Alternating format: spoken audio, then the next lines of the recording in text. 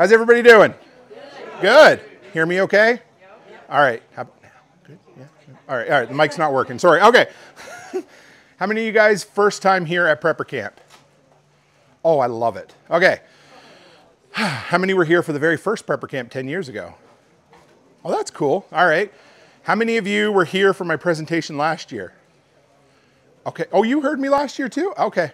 If it was only him, I was going to tell him he had to leave, but I won't do that to you guys. So. What's that?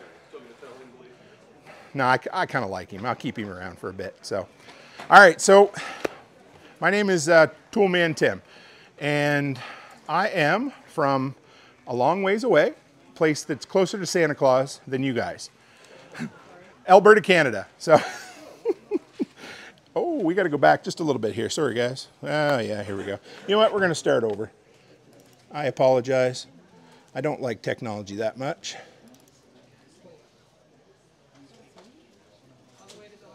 There we go. Thank you. Oh, I won't touch this anymore. All right, we're good. Toolman Tim Cook. I got a wife, 5 kids, 4 daughters, and you probably wonder why I'm up here talking to you about preparedness and the art of home maintenance when help isn't around the corner. I'm going to fill you in. First off, what I want to do is I might teach you how to fix a couple things. We might talk about that a little bit, but really what I want to do is empower you or teach you how to learn how to do those things. Because most people, and it doesn't necessarily mean all of you, because there's a gentleman here who has way more experience than I'll ever have. Most of you, when you look at home maintenance, you think, wow, I can't do this. I've never done it. It all looks like magic or, you know, inside baseball. You just don't know what it is, right? But the people who know a lot about it as well, what I want to end up doing is empowering every one of you to take a few steps or 1 or 2 steps up from the home maintenance journey. Now, as preppers, what do we love to do? Anybody know? Buy stuff? Did somebody say buy stuff? Thank you. That made my life way easier. There we go. All right. We do. We love to buy things. So at the end, there'll be a list of a few things that I really like, just to make everybody happy. But what we're going to talk about today mostly is skills and how the skills and the mindset that we need. Because, you know, we're really cool with being our own first responder, or at least we know that idea. We want to be our own first aid. You know, we need to know how to stop the bleed, for instance, right? Most of us want to be our own food pantry. We're like, okay, I got a lot of, you know, freeze-dried food all over the place. That's what we want, right? Not many people talk about being our own maintenance guy. And what happens? I'm not even going to say some worst case scenario. What happens if you have a nasty hurricane come through and all of a sudden you can't hire a roofer for the next 6 months because they're doing every subdivision over that way? This kind of thing, practical stuff. So how did I get like this? One of my favorite sayings is, abject poverty is a great motivator. And it's unfortunately true, fortunately true. But I look at my kids sometimes and I'm like, I just want to impart with you all the wisdom that I have. The problem is that wisdom comes with screwing up, or I like to say experience, right? I can teach them things. I can teach you guys things. I can show you, you know, how to do it. But until you've actually done it, screwed it up a few times, cussed under your breath once or twice, then you have the wisdom to know, oh, maybe I can do this a little bit better. But it's all about empowering yourself, right? So many, many years ago, I took a 4-year university course in religion. I put it to perfect use as soon as I graduated. I got a job working nights at Dairy Queen. So anyway, but what I did while I was in Dairy Queen was I did the best darn job I could ever do. I treated every customer like they were the best customer, and that's all I knew what to do. One day a guy comes through and he says to me, I'd like to hire you. I said, where? And he says, at the local hardware store. I thought for about 5 seconds, I don't know anything about hardware. And so I said, no thanks, I'm good. And so 6 months later, he comes back again. And the whole time we were talking, that we were around, he would always come back up on mind. And he would say, in my head, I'm like, yeah, you know, maybe this would be a really good education. And so 6 months later, he comes back and he says, hey, I'd like to hire you. And I thought, you know what better way to get the best education on the systems of the home, the stuff you can use. I'd have access to all the contractors out there, excuse me, and just have a way to learn things. Because I was a useless Gen Xer who thought my dad and grandfather knew nothing. So I finally realized, well, I probably can't learn from my dad, but maybe I can learn from these complete strangers. So at the same time I started at the hardware store, I realized, oh my goodness, my dad does know a whole lot of stuff. And so I started picking his brain on these things as well. But more importantly, I met the love of my life. Her name's Becky, and she's still my rock, my support. I mean, she's the one who is at home running the businesses while I'm taking this crazy 36-day road trip to a bunch of different events. So she's incredible. But what happened, what's the easiest way to go broke? Anybody know? Have kids. Thank you. Yes. So we didn't just have one, we had 5. And we were working on, at the time, $1,100 a month is what we had for income. And I think back on, I don't even know how, I couldn't even buy groceries almost for $1,100 for a family of 7 when you included me and Becky, right? So what ended up happening was absolutely everything I wanted to do, I couldn't afford. So if the pump for the plumbing went, I couldn't hire anybody. It was desperation, right? I had to learn from it. So I wanted to do, we moved in just to a rental because it's all we could afford at the time, and we were responsible for doing the mowing. And I couldn't even afford a whippersnapper, weed eater, whatever you want to call it, and a push mower. So there was a dude at the store, his name was Terry, the most handy guy I'd ever met, and he would fix anything for people. They would bring in weed whippers and he would fix them. The problem is that by the time he ordered the parts, put the markup on it, and his labor, people didn't want to pay it sometimes because a $100 weed whipper, $40 in parts, $40 in labor, so they just say throw it in the dumpster. So Terry'd look at me and he'd say, hey Tim, I said, I know you can't afford a weed whipper, but I set one out by the dumpster. A customer told me, just throw it away. And he goes, I'll tell you this, if I order you the parts, they're gonna be $40. If you go on eBay, you can buy a carb kit for $3. So now I didn't know what a carb kit was or how to rebuild a carburetor or anything like that. So he'd give me instructions. And so I went home and I stripped it all apart. Did I mention I did it on my wife's dining room table? And I taught myself how to not put a carburetor together right for 2 or 3 times. And eventually I learned how to put it together for the proper time. I think I might even ruined a couple of the diaphragms a couple times, but I had to. We bought a 130-year-old house. You remember the Money Pit with Tom Hanks? Yeah, that was based on a true story. So anyway, again, the place was falling down around itself. And if I wanted to make it look nice, it was up to me. So all the windows were drafty. We lived on the Bay of Fundy, salt water, cold air, all winter blowing through those windows. So I scraped up enough money to buy a bunch of insert windows, but of course I couldn't afford to hire anybody to do it. So what did I do? I learned how to put windows in from the inside out because I didn't want to be up a ladder on 3 stories. And so I had a guy kind of, you know, I'd pick his brain and I would learn. Because again, we were broke as a joke and we couldn't do it. So eventually we dug ourselves into a financial hole that was a mess. It was a mess anyway. And I decided it was time I needed to do something else. So I hopped on a plane, no money in my pocket, and I flew to Alberta. So that would be the equivalent of Maine to Montana. Left my family, my wife, 5 kids in the 130-year-old house to look after it. I was gone for about 6 months, getting work, making money. Finally, to the point where I could bring my family out with me. And so I slept on a fold-up hospital cot in the living room of my in-laws' mobile home. That's what I did until I could find a place that we could live in. So she came out, and all I knew is I wanted to do anything but working in a hardware store because I'd done it for long enough. So I worked in the oil patch and I was making really good money. So my wife comes out, she's working in the oil patch, making really good money. We pay all our bills off. We decide we're gonna treat ourselves and we're gonna take a vacation. So we're gonna go to Vegas. The day before we're to fly out to Vegas, her work calls and they said, hey, I know you're on vacation, but do you mind popping by for just a minute? And her being the good employee, she goes in and gets her pink slip. They laid everybody off. That was the day that the worldwide price of oil collapsed. And within a year, I was unemployed as well. So you can imagine, right? So I thought, what can I do? I'm not gonna go to a hardware store, so I'll start a business. So I started a handyman business because if there's nothing else, I knew how to fix junk. So I did, and I was successful and lived happily ever after. No, I wasn't. I failed miserably and had to go back to working at a hardware store because I didn't know anything else. So I did, that's what I did. And I went to a hardware store. It was actually a farm supply, but it's the same stuff I knew how to do. But you know what I did? I kept that business running.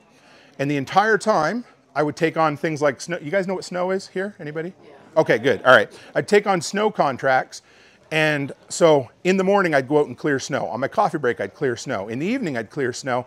Eventually, I built what I've called all seasons maintenance, which was a handyman business that became my full-time income. In a year to the day, I walked away from that hardware store job and have never gone back.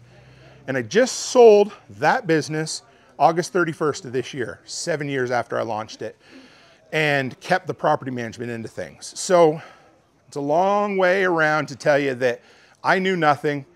I probably still don't know a whole lot, but I failed a lot and I've learned. So I'm going to share some of that stuff with you guys. How many of you guys are movie fans? You're like, oh, I thought I came to learn about preparedness. Okay, we're good. Bill Murray? All right, favorite Bill Murray movie? Oh, that's always a good one. Dig deeper. Stripes? Yeah, anybody remember What About Bob? Okay. All right, everybody loves What About Bob. I love What About Bob. Almost everybody's forgot about What About Bob. That was a mouthful. Let's do that again. So anyway, Bob, he's an agoraphobic, doesn't want to leave the house. Feels anytime he steps out of his comfort zone, he's scared to death. So he's also really a hard dude to deal with. And so the doctors keep kind of pushing him along because they don't want to deal with him. Finally, he ends up in the doctor's office, Richard Dreyfuss's office. Richard Dreyfuss is ready to go on vacation. He says, I just need help. I'm paralyzed. I don't know what to do. And Richard Dreyfuss is getting really mad. And he says, here, take this book and go. He goes, what is it? It's baby steps. So Bob, adopts baby steps as his mantra. So he picks that book up and he's like, I can do this. And he says, baby steps across the office floor, baby steps down the hallway, baby steps around the corner, and baby steps into the elevator. And as he steps in there, the camera cuts away and he just has this great big smile on his face. I did it. So that's what I want you guys to remember while I'm talking today. Remember baby steps, because the cool thing about baby steps is whether you are an absolutely seasoned construction veteran or somebody who bought their very first home, baby steps will always give you improvement. So that's what we're going to work on today. And as soon as we get that to work, there we go. So where do we start? We start on building the toolbox. So most people have tools around the house, you know, maybe a few. Yeah, all right. Here's the deal. Every time I do this presentation, I ask people, do you have all the tools to do maintenance around the house? And they'll be like, yeah, I think I do. And then I'll say, all right, well, here's the deal. I have them too, but the drill is in the basement. My tape measure, I don't know what I did with it last time I built shelves for my wife. My son took my cordless battery packs over to his house, and my kids were, I don't know what they were doing playing with the adjustable wrench, but it's in the backyard somewhere. So when the power goes out, where do you want to have your power outage kit? By your bedside table, because you're going to wake up in the middle of the night with dark. You want to, at least somewhere nearby, you want to have it in a central location. You want to know where your flashlights are, where your batteries are, all of that kind of stuff, right? So the first thing, and this is dead simple, but most people don't do it, is have a dedicated toolbox for doing things around your home. And that's simple. I mean, this is things like a hammer and a drill. And if you don't know the difference, it's cool, because I still use a hammer and a drill as the same interchangeably. So sorry, I crack myself up sometimes. So anyway, so yeah, have a basic toolkit. So you want to start with a hammer, a drill, multi-bit screwdriver, tape measure. I really like a carpenter square because they're good for anything. Just make a straight line and cut. And if you want a really good, perfect cut with a skill saw, put your square down, put the shoe or whatever you want to call it of the skill saw against it, and push and cut through. You're going to get almost a table saw straight cut using just one of those. So have that kind of stuff. That's a good start. Then from there, beyond just tools, and that list is going to change for everybody. People say, well, what do I need for a list? And I'm like, I could give you a list, but you need to take some time and think about the things you're going to need in your home. Have some supplies as well. So not just tools, but electrical tape, Teflon tape, you know, electrical connectors, all of the different lubrications. You know, if you have something that will move and you don't want it to, you use duct tape. And if you have something that won't move that you do want it to, you use lubrication. I like fluid film. That's my favorite. But some people like WD-40. So have some of that on hand as well. And something that we're maybe... Duct tape. Oh, yes, duct tape. Oh, man. See, I've been talking about duct tape all weekend, and now I forgot. So you want to come up and finish? I'm from Wisconsin. That's good. Oh, where in Wisconsin, darling? Way up north. How far north? Like Tomahawk. Okay, yeah. So you're getting up in my area too. So I spent a few nights in Madison over the years. So yeah. Yes, go ahead. I love white lithium. You spray that on. Anyway, it reminds me of Frank's Red Hot Sauce, you know. Anyway. All right, so from there, and I don't mean you eat, don't eat it. If anybody goes home and eats white lithium grease, I'm not liable. I'm Canadian, you can't sue me anyway. So, all right, so safety gear. That's one thing we're bad as prep, well, maybe not everybody, but I'm bad. Let's put it this way. So I'm gonna tell you another story because I'm up here and I get to tell you the stories. So one time many years ago, my wife would say, Tim, you need to put safety glasses on. And I go, yeah, I hate them. They make my eyes sweat, my head hot, everything. So 2 hours later, she's taking me to the emergency room to get sawdust out of my eyeball. And if that would have been the end of it, it would have been fine. But 8 days later, we were doing it again. And the doctor was not real happy with me because I didn't wear safety gear. So please remember, for the love of everything, remember safety gear. Eyeglasses, and you can get these at Dollar General. You know, they're not that bad. Eyeglasses, hearing muffs, or ear protection, a breathing mask, and gloves. Get yourself some good gloves. It won't always solve everything, but many years ago, when we bought that first house, the 130-year-old money pit, I discovered 2 weeks in that we didn't have a functioning septic line. It actually ran under a government road. It was made out of old 4-foot sections of octagonal clay pipe. You can imagine. Yeah, so I decided I was going to fix it myself. I didn't realize it collapsed, so I went and I got a snake. I rented a snake from a place, you know, for scooping out the lines. And I'm pushing. I'm getting more and more and more stressed. And we're going to talk about this as we go along. And I wasn't wearing gloves, so that's pertinent to this part of the story. And I'm going along, and all of a sudden I go, boom, like that. And I look down, and my thumbnail is straight up in the air, 90 degrees. So I want you to remember that every time you think you shouldn't wear gloves, because I'm an idiot, and don't be like me. All right, didn't come up? Skill set? Yeah, it's there. Yeah, no worries. So first thing you're gonna do is you're gonna build a toolbox. Next, we're gonna build a skill set. So how do we do this? How do we learn how to build a skill set? And this could be a lot of ways, but the first one is, you ever hear the, what's that? Live in a house that you own. 100%, absolutely. But there's the old adage, you know, you listen, you do with help, and then you do by yourself. And that's one of the best ways to learn a new skill. I've told this story almost all the time, but when I was first starting my handyman business, one of the big things was I wanted to do everything for anybody. And so a lady calls me up one time and she's like, can you clean windows? And in my head, I'm like, no, I can't. And out loud, I say, yes, I can. And I'm not sure why I did it, but no, for the next 2 weeks, and I know you'd think windows, right? They'd be easy. But I'm telling you, if a customer's gonna complain about something, it's gonna be about windows because they have to look out them every single day, which is good. So I went home and I went to YouTube University for the next 2 weeks before I did it. And I would watch videos and then I'd run out front and I'd try a technique. I think my neighbors thought I was insane, but for the next week solid, I had the cleanest picture window in the entire town of Provost, Alberta. So that was one way that I would do it. Another way, I had a good buddy, Sean, and he calls me up one day and he's like, hey, I'm gonna put metal roofing or metal siding on a building. Would you like to help? And I'm like, absolutely. He goes, it pays $15 an hour. I was like, well, I would have done it for free, but since you're offering, I'll take your money. And so that's how I learned how to do metal roofing, metal siding, the same kind of concept. So the next year, my wife's like, you know what I'd like, honey? This always starts with something good. She's like, I'd like a covered deck out back. So I built her a covered deck and I was able to do the siding or the roofing on the roof. So again, if you know somebody, volunteer to help them out, somebody who's an expert. Now, it doesn't always work for everybody, but it can help. Now, if you're in a bad situation and you have to hire an expert, when you call a plumber in, first off, be on a first name basis with your plumber. It sucks, but it's a good thing. You don't want to see them all the time because they cost you money, but it's a good thing to do. So when they come, feel free to ask them questions. Don't be the guy that's telling the plumber he's doing it wrong, but talk to a plumber out of a spirit of learning. You know, and they'll tell you, you know, as long as you're not being, hey, I think you should do that counterclockwise, they're gonna hit you with the wrench really quick. But that's another way. So just talk to experts. Hang out at the hardware store. A lot of guys just go down there to solve the world's problems, but if you have an issue, when you go in to buy something, those guys behind the counter, if it's the old style hardware store with the, you know, not the big, maybe not Home Depot or Lowe's or necessarily, but the small town hardware stores, those dudes know what they're talking about.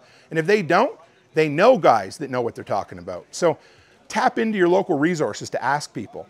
And you know, people are like, I don't want to ask, I don't want to. Well, that's what they're there for. They'd rather show you how much they know, or tell you how much they know, whatever, than to just stand there all day and drink coffee and smoke cigarettes. So let them do their job and they'll help you.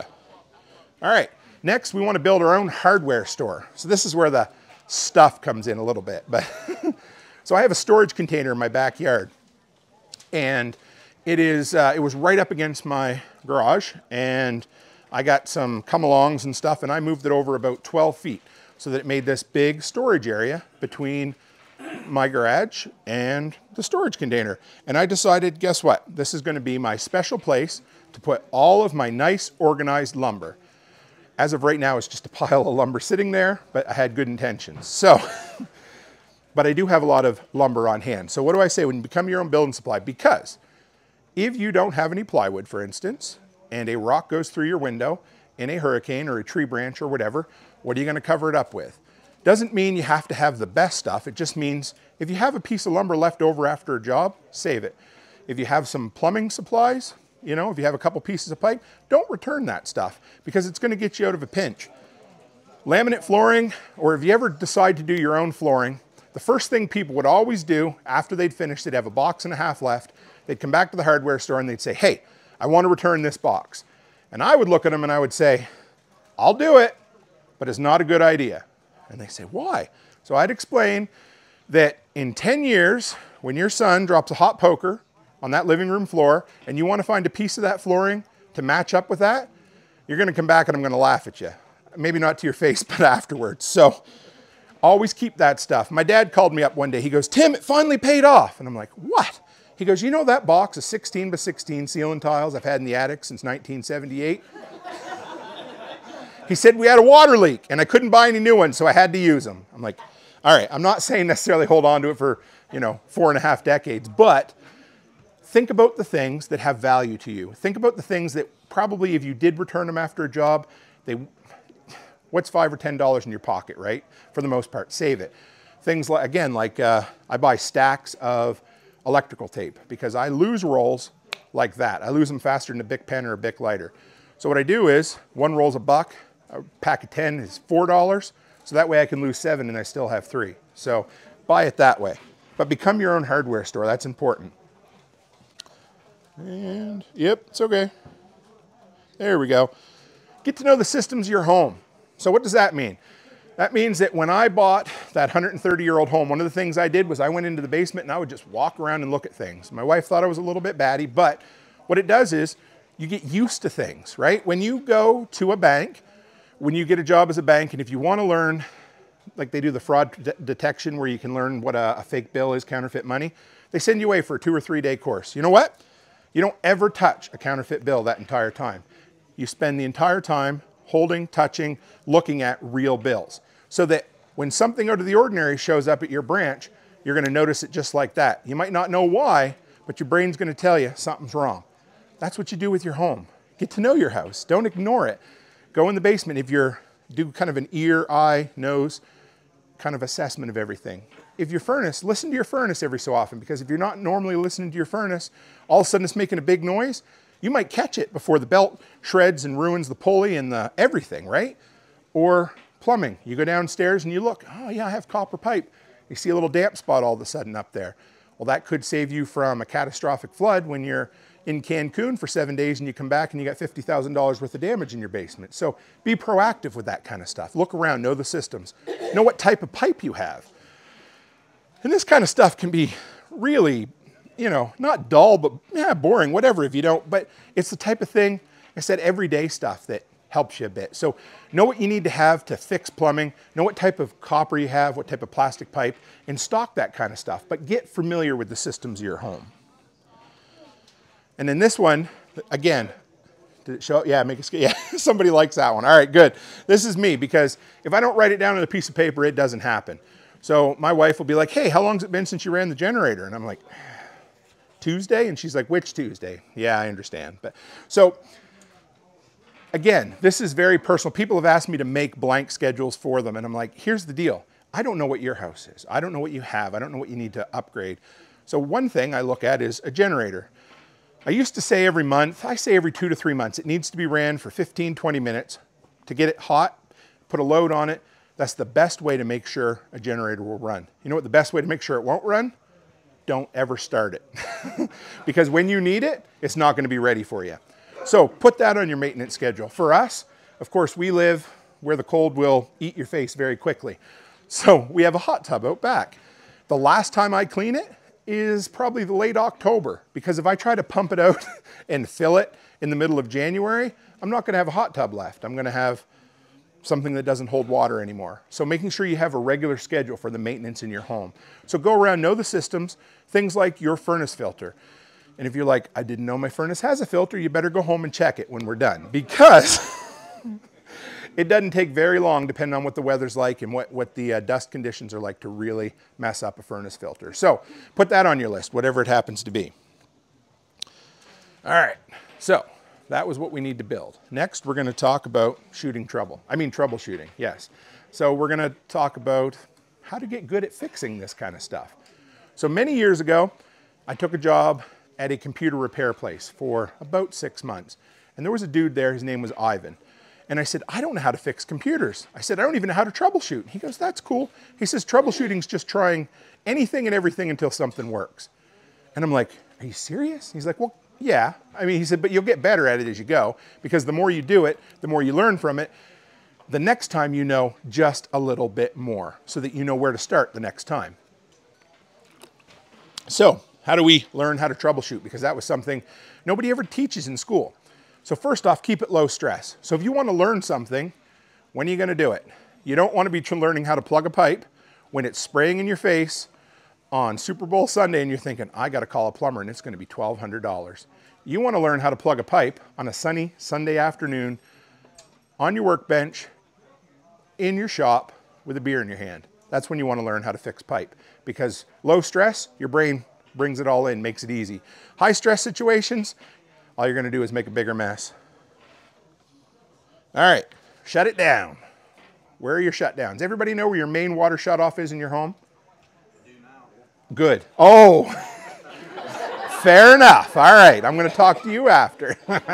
So if you don't, or if you're a young person who's just moved into a rental, before you even sign the lease, ask the landlord, hey, where is the main shutoff?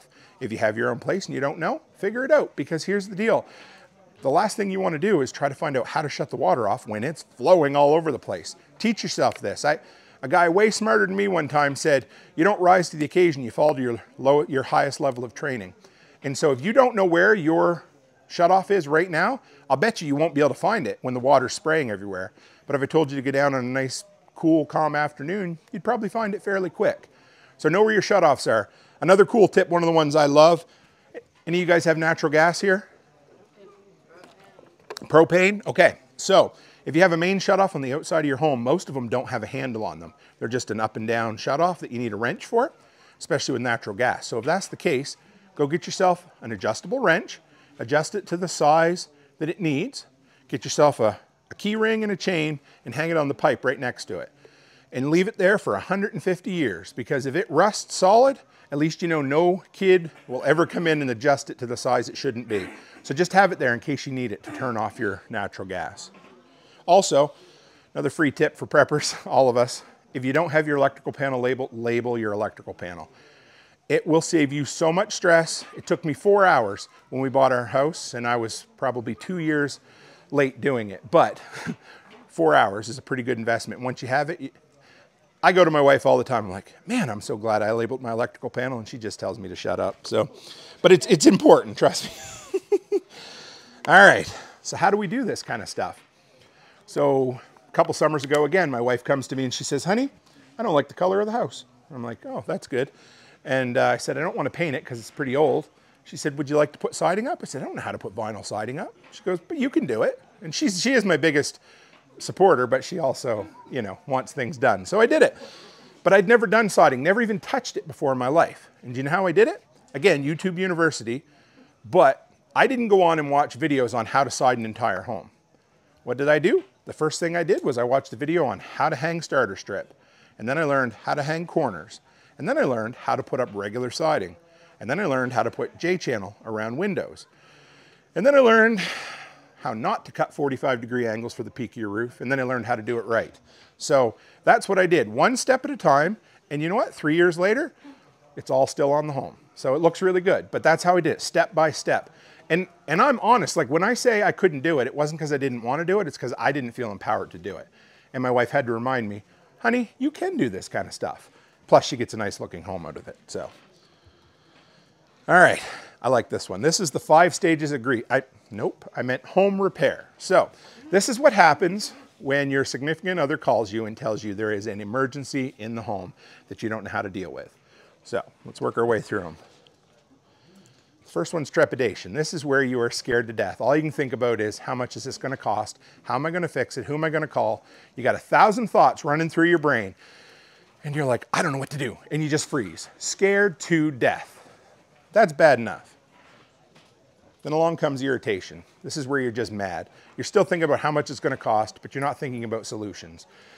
You're like, what am I going to do? I got to go to work, all of that. You're just going to be ticked right off. Anybody want to guess what the next one is? Resignation. This is where you give in. You're like, well, the water's gushing. How in the world am I ever, I got to do it. Nobody else is going to come and fix it for me. I can stand here all day and get sprayed in the face like an idiot, or I can resign myself to try to do something. So, and I did that again. Motivation. This is the important one, but it's not the last step, because I've seen a lot of people get motivated, but they don't finish a job. It's really exciting to start something, but when you get into the doldrums of doing it for a while, you need one more thing. Determination. So when I moved to Alberta and I was working in the oil patch, I worked on the oil rig. We had this big boom that would look like a Chinese finger trap down to catch the piece of rod. And if you were lucky, you'd do it in one shot. If you weren't, you were there for 3 days and it would take 12 or 13 attempts. So I had this old Newfoundland guy, his name was Sandy, he was my operator. And I'd always be motivated. First thing in the morning, we'd start at 6 o'clock in the morning and be like, yeah, we're gonna get this, every time. And we'd get down and we'd miss it. We'd get down and miss it again. By the 3rd time, I'm like, Sandy, let's just pack it up, call it a day, and bring in the big guns. And he's like, no. I'm like, are you serious? But you know what? There was never a time we didn't catch that rod. Sometimes it took 2, sometimes it took 3 days, but Sandy had determination. And that's the difference. You can get motivated to start something, but if you don't give yourself a little determination, you're not going to get there. So I like that one. That's always a fun one. So we're going to talk about when you buy things, when you're doing things, it pays to buy quality. We're going to talk about this just a little bit, because if you're going to buy tools, buy the best you can buy, within reason, of course. Many, many years ago, when we were broke as a joke, my wife surprised me with a nice new garden shovel, and I was really proud of it. And so we had our septic clog up, and I needed to get it pumped out, and I needed to dig the manhole so that they can get down in there. And so she's out chatting with me while I'm digging away, and I looked at her with a big smile on my face, and I said, honey, this is the nicest shovel you've ever... And I broke the handle right in half. So she said, I guess that wasn't timber-proof now, was it? And I said, no, it wasn't. So now, whenever I buy something, she asks me, honey, is that timber-proof or not? And if it's timber-proof, I can buy it. If it's not timber-proof, she says, leave it on the shelf. So I have to buy fiberglass or steel handles for garden tools, buy things that aren't going to be broken when I'm a bull in a china shop. Maintain things. So your garden tools and things. Something that I do, all of my metal, headed garden tools, in the end of the year, I scrape any rust off, spray them off, and then I spray them down with black spray paint. I keep black, red, and white in my garage, and I use that for anything metal. At the end of the year, I flip my lawnmowers over, because I probably neglected them a little bit. I spray them off, I scrape them down, let them dry, and then I spray paint the underside of my mowers red, and that helps protect it from some rust. You get yourself some of that Rust-Oleum paint. So just, a little bit of maintenance will go a long way to save all of your gear. And it don't cost much. Of course, I'm cheap, so I buy it when it's on sale. So you know what happens, right? Repair things. So this is part of it. These are the pillars of preparedness. This is kind of what sets you up for success. So learn how to fix things. And it might be something small first. It might be just a leaking tap or, a clogged up aerator on a sink. But just learn the small things of repair. Learn how to barter. We talk about this with the community. We all want to have a nice community built together, but teach yourself, learn who the experts are in your community, learn who the guys are that you can talk with, and develop these relationships up front, because you might know a guy who has a tractor with a bush hog who will come in and clear out your field, but he might also need some electrical work done. So know the guys that you can work with, try to barter. It's a good way to get you out of a pinch sometimes. Professionals. So I used to keep a Rolodex of all the, this isn't 1984. I used to keep people in my phone with all the professionals. So have a phone number to all the guys for emergencies, because there are going to be things that you can't do, and that's okay. So know your local guys, be friendly with them. If they come, they give you a bill as soon as they leave, pay it right then. If the guy did a good job and it's not a real big bill, I'll usually tip him just a little bit, because I know, I want him to remember, if you're coming back, if I call you, again, on Super Bowl Sunday, and you're about to have a beer with the buddies, I'd really like you to show up, So just stay friendly with the professionals in your area and have a list of the phone numbers and write them down somewhere. I don't care where, but write them down somewhere. And then salvage. This is probably one of my favorites. So this, I talk about being your own hardware store, but it's also important to know how to use materials that you don't necessarily think of. So my dad was born in 1954, and he grew up on a farm, one of 9 kids. Their idea of a treat once a year was an ice cream cone. They didn't have a lot of money. So one day they wanted to build a gate on a fence. And his father said, "David, go up in the junk pile and go grab me an old car tire." He's like, "Really?"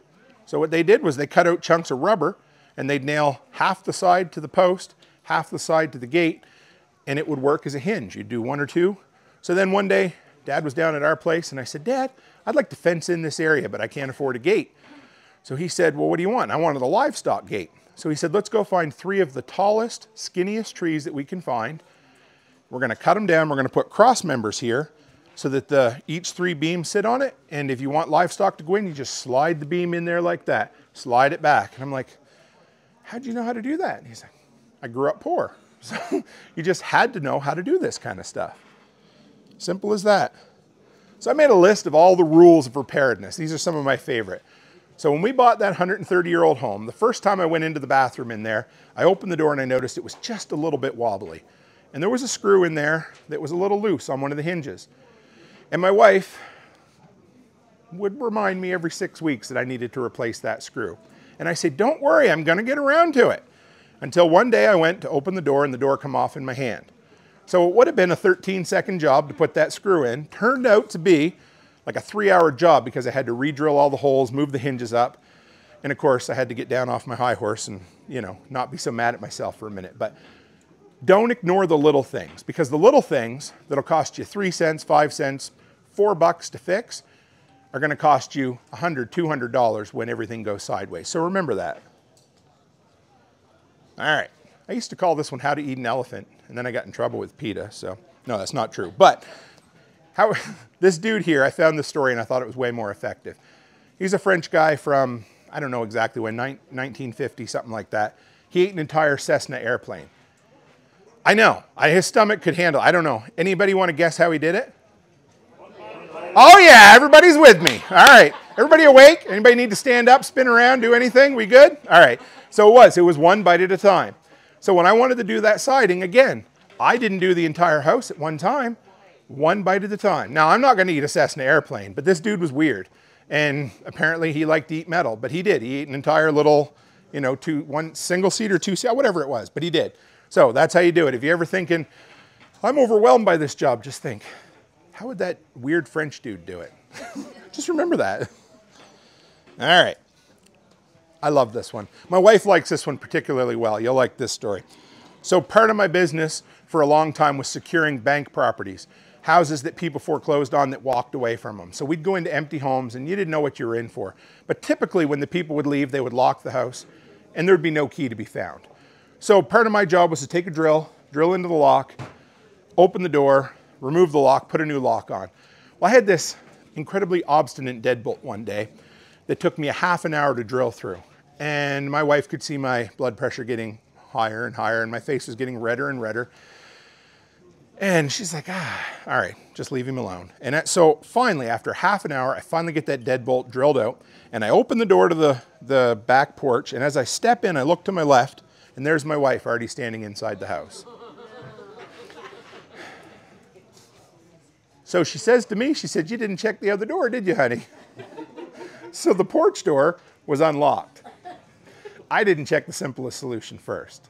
So now that doesn't mean the simplest solution is going to work for you every time, but it would have saved me a half an hour that day. How long does it take to run over to a breaker and think, I'm pretty sure that's off? Flick, flick to make sure, right? Or I'm pretty sure that's on, and it wasn't, and you've just torn apart the entire electric motor, and it wasn't a problem. It was just because somebody turned off the breaker when they were working on it, right? So you'll never forget that story. I know you won't. And so always, when you're going to do something, do that. You know that dude right there? So we were lucky today to be graced by Red Green's presence. It makes me very happy. How you doing, Red? Oh, pretty good. So this one is more important than anything else.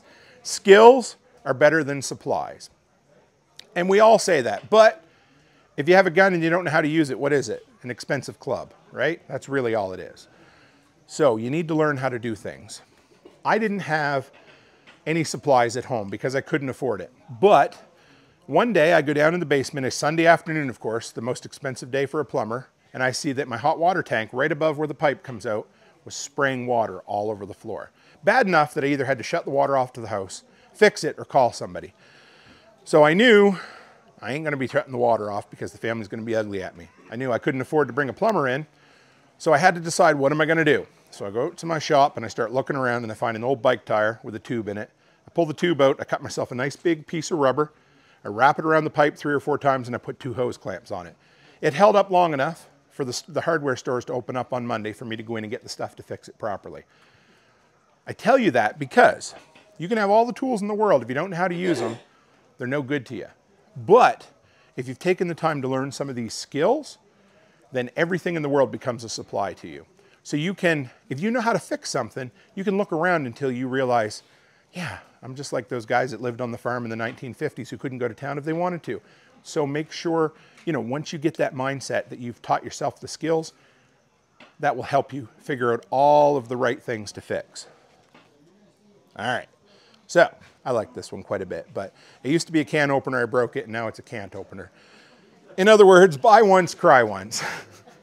And my dad will call me about once a year and he'll be like, I mean, we talk more than that, but about once a year I'll pick up, he's like, Tim, I just bought this awesome tool. And I'm like, that's cool, Dad. And he'd always say, it pays to buy quality. And it does. Now that doesn't mean to go out and buy an $1,800 table saw if you only need to cut 3 2x4s, right?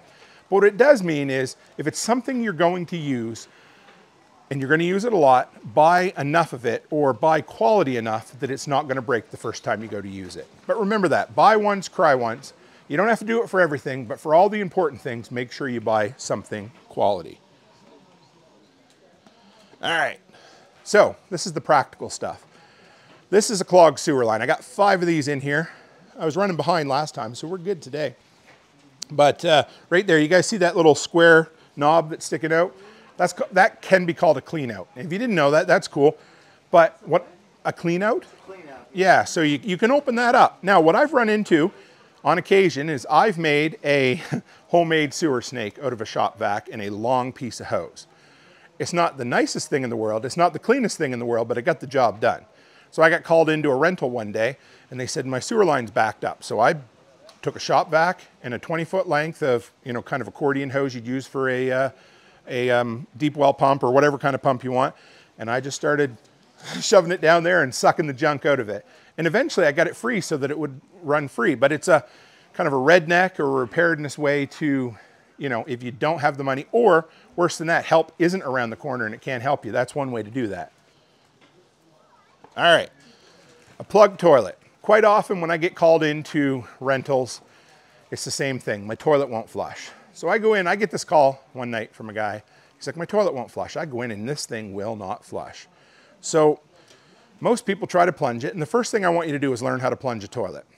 And you're like, I know how to plunge a toilet. Well, you may not. But what most people do the first time they try to plunge a toilet is they take that plunger and they go down and they lift as high as they can and they slam it back down. Well, 2 things. You're going to make a mess. But the second one is you're not creating suction or pressure. So what you need to do is put that plunger in the toilet, hold it there, and force pressure like this. And as you do it, it will create pressure and hopefully free that through. However, sometimes that doesn't work. So everybody here know how to use a wrench? Okay, yeah. So you may not know this, but basically holding a toilet to the floor is just 2 nuts. You can take those 2 nuts off, you can lift your toilet up.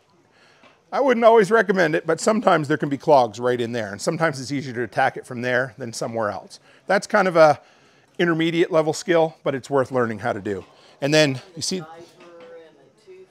oh, darling, I'm telling you, I've had everything in them. So I get a call one time and the guy's like, yeah, my toilet won't flush. So I go over. Eventually what he tells me is he has a great big husky dog that when he goes out to scoop the poop in the backyard, instead of throwing it in a garbage bag, he's flushing it pine needles, leaves, everything straight down the toilet. I just don't know what goes through people's heads someday, so don't do that, okay? But that's why I had to go in and plunge that toilet. Let's put it that way, and it was not good. Water, how do you, when you lift it, what keeps the water from just going everywhere? Okay, nothing. So what you'll do, absolutely, and it's all, even now, I still make a bit of a mess. But what I will do, if it is flushing, but it's flushing really slow, turn the water off, flush it once. So what that'll do is it'll get almost all the water out of the tank. Okay, that's the first thing. But second thing, you're still gonna have water in the bowl. There's different ways you can do it. There's like an $8 suction pump you can get at Harbor Freight. You stick it down in, it's got a rubber hose, you pull it up, it's like a syringe, and you dump it into a bucket. If you can do that, that's great. What I did for years was I'd just take my wife's nastiest bath towels and I would just stick them in there and soak the water up. Or old rags. She didn't like it, but I didn't tell her. So, but yeah. So, and when you do that, something else that's kind of cool. You know those, I don't know, Irwin and different companies make them. They're like clamps and you pull them together and they get closer and closer together. If you take the end piece off and flip it around, it'll become a spreader instead of a clamp. So you can actually put it in under the rim of the toilet, tighten it out, and then grab that as a handle and lift the toilet bowl off the, yeah. So it's a lot easier for lifting a toilet up. So it's a pretty cool little hack. I like that one. So this one right here is always fun. When I get calls from tenants from property management and they'll say, my kitchen sink's clogged, or no, usually it's the bathroom. And I'll be like, yeah, there's girls in the house and you know, I have four daughters in my home and I know it's usually hair, or if it's in the kitchen, it's grease. And I'll say, have you tried anything? And they're like, yep. I went to the hardware store and I bought the 4 most caustic sewer cleaners you're ever gonna find. And I dumped every one of them in the sink. And I'm like, oh, cool. I said, you just created mustard gas. You're doing good. So what I'll do is I'll end up showing up there and there'll be, you know, stagnant water with fat and grease on it and some sort of yellow or pink foam coming off the top, right? So what you should do before you go and do any of that, if you get yourself a little gallon ice cream pail, slide it in under the sink. And you see that little knob right there? That's also called a clean out. This piece right here is called a P-trap. When I was a 13-year-old boy, I thought that meant something totally different. But it's only because it's in the shape of a P or an S. Some people call them an S-trap. So you put that pot under there. Sometimes that's only hand tight. Sometimes it takes an adjustable wrench. Open that up. You're gonna get stinky, skunky water down out of there, but almost always, that's a trap that holds water to keep sewer gas from coming back up. When you have that in there, that's the low spot. Grease, hair, all that junk collects in there. A lot of times you can open it up right there, fish out whatever nasty stuff is in there, maybe use a coat hanger or whatever. 8 times out of 10, that works without me ever needing to put any sort of, I know you, good to see you. Yeah, 8 times out of 10, it will clear that completely out and you'll be good to go. So, oh yes, darling, go ahead. This right here, so that's a cap, that's a clean out cap, that's the lowest point.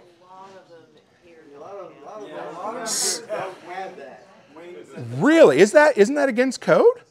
Maybe only in Canada. So, okay, here's the thing. If they don't have that, yep, if they don't have that, a lot of them, not always, are gonna have a break apart union there and there that you can turn and pull the whole thing off. So, they're both fairly simple, but you know, they are what they are. All right, we're gonna talk about this in just a minute, a little more, but a leaking pipe. We get this a lot. Things freeze in Canada. I know it's hard to believe, but it does occasionally. So get yourself, we're gonna talk about these a little more, but a shark bite fitting is really good. So you can cut out that frozen piece that cracked or a little leak. We'll talk about that in a minute, but learn how to plug or fix a little leak in a plumbing. It's gonna save you a lot. There's other things you can do. I've bought magic wrap tape that supposedly works for that. It never worked for me. I've bought this clamp out of England It was actually pretty good, but it was like $75. But it was something you could go in on a weekend. If something was leaking, put the entire thing over it, tighten it down, and it would seal it off. But honestly, we'll talk about these shark bites in a minute. They're probably the easiest way to do it. One more. Frozen pipes. Anybody here ever deal with frozen pipes? Okay, so you do. That's cool. So here we go. We get it a lot up in Canada. But what ends up happening is most times when you have pipes that have frozen, unless you've been gone to Cancun for 8 days or something, they're not that frozen. You've just noticed your water isn't working anymore. And what happens is, the reason typically things freeze like that is there's somewhere where the air infiltrates. So it's going to be an air leak in your home somewhere that's pushing that cold air in, and when the wind blows, it's right against that. So what you need to do is you need to find the frozen spot in your pipe before it bursts. So especially post-COVID, everybody seems to have those point and click thermometers with them, right? So if you've got one that'll go down to freezing, point it at your pipe, turn it on. I've done this from up to 10 feet away. And you just follow the pipe. That's with the laser ones, of course, but just follow the pipe until you find the absolute coldest spot. And that's your frozen clog in there. Then you go and take your wife's nicest blow dryer that you can find and you use it to heat it up. And as you're heating it up, tap it a little bit. And what will end up happening is you don't have to thaw that entire ice block that's in there. You just need to free it up a little bit. But be careful, because sometimes if it's totally frozen, don't do that. Or if it's frozen long sections, it can burst and can be kind of dangerous. But if you notice it was working an hour ago and it's now not working, that's the easiest way to use things that you have in the home to fix a frozen pipe. All right, so this was one of the things I didn't have last year. Everybody's like, but I want to know what to buy. I'm like, I know, it's okay, but that's what I do. I just want to know the stuff that I can have that'll make me feel better, right? But not really, but here. So there's 6 on here. These are 6 of my favorite things that I use all the time for my maintenance. These are, anybody know what those are? Shark bites. These are great. Now, you would never want to plumb an entire house with these, because that little guy there's $10 to $15 a piece in Canada now, and they're still almost $10 US. But it's a lot cheaper than $150, $200 service call for a plumber. So like I said, everybody here can use a handsaw, a hacksaw? All right, good. So if you can do that and you have a pinhole leak in your plumbing, cut on either side of that, cut it out, and then you can pop that in, and all that is you take the pipe, other side, and it's done. Watertight, it will last for decades. They're designed for that. They're friction fit with a rubber, but they work. Keep a couple. So that will work on copper pipe, and it'll work on poly pipe, or PEX pipe, which is the very common plastic that's in homes now. And it'll even work on CPVC, which was really common in the 90s in homes. So it'll actually work on 3 different types of pipe. And you can put copper in one side and plastic in the other. So they're great. Now, like I said, I wouldn't have a ton of them, but if you have half-inch pipe in your home, keep 2 or 3 of those half-inch ones in your preparedness toolbox. If you have 3/4, keep a couple of those. All right, these I just found recently. They are called WAGO fittings. They're electrical fittings. You guys know them little twisty electrical connections that if you don't hold your tongue right, you go to put it up and it falls out. You're like, okay, I'll get it right this time. You go to put it up again and it falls out a second time. These are great. So all that is you flip the orange thing up, you stick the wire in, flip it down, it's done. So you can they got 1, 2, 3, 4, or 5 connections. WAGO, W-A-G-O. And they are incredible for making, yes, Darryl.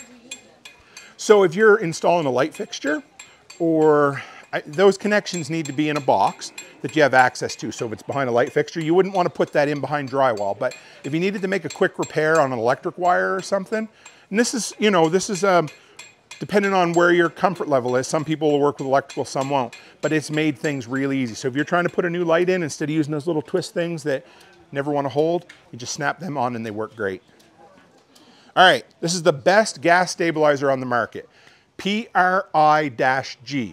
They also make one for diesel. It's PRI-D for diesel. I don't know who came up with that. It's pretty ingenious. So anyway, this is the only fuel stabilizer on the market that'll do 2 things. Number 1, it'll allow you to infinitely retreat gas. All the other gas treatments on the market, like Stable and that sort of thing, they'll tell you can treat it once and that's it for 12 months. This, you can retreat every year and it will last. It's the most expensive per bottle, but it's the least expensive per gallon of gasoline to treat. That little guy there, I think that's the 256 gallon, and he's about that big. It doesn't take much. Now, the other thing it'll do is it'll bring old gas back to life. So there was a government department a few years ago. I read the report on it, and I can't remember which one it was.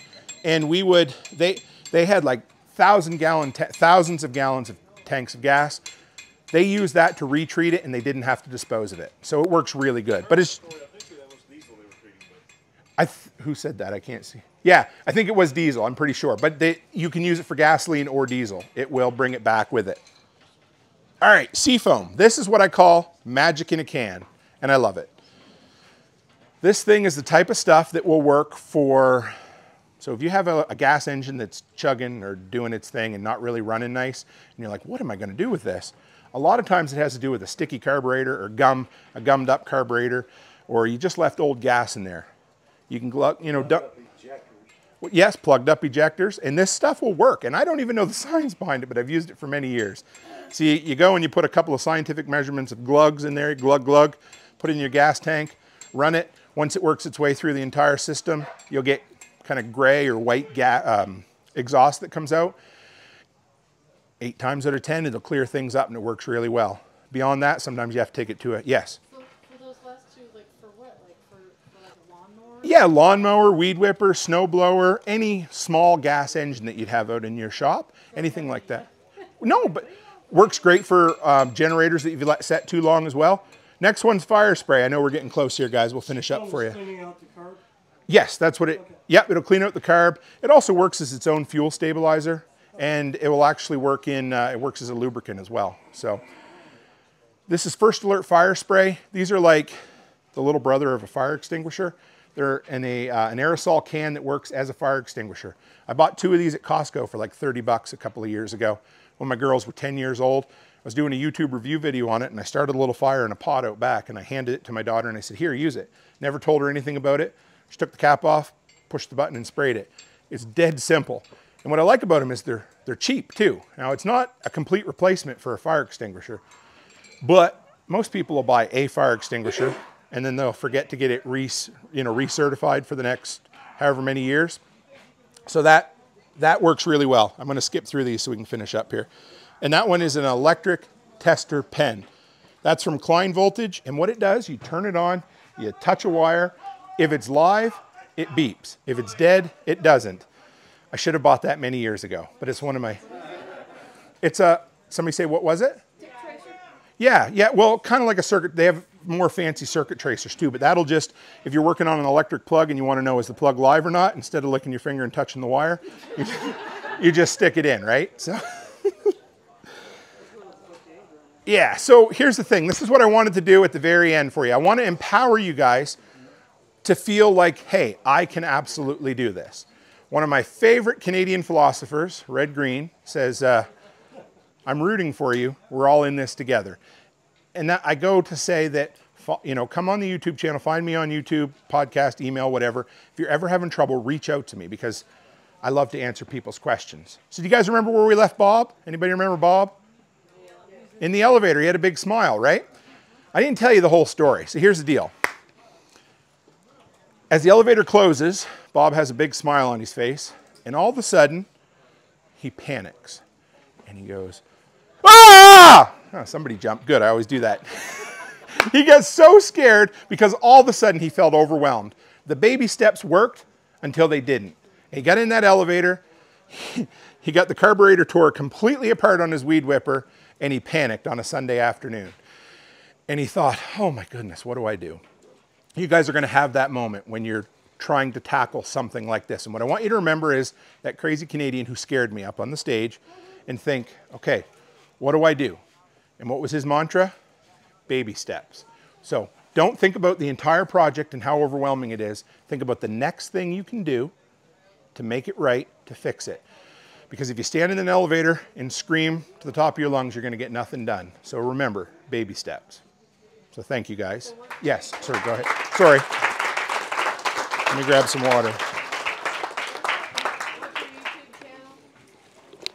Toolman Tim's Workshop. Yep, and you can find the podcast is Workshop Radio. But if you type Toolman Tim into YouTube, it'll come up for you. I saw a hand. Yes, sir. Earlier you said there first one was listening, but I didn't catch the other two. Was it listening or was it troubleshooting? So it's listening to. Oh yes, I'm sorry. Yeah, it's be taught. So basically, you have somebody else show you. So either a teacher shows you, or you watch a YouTube video.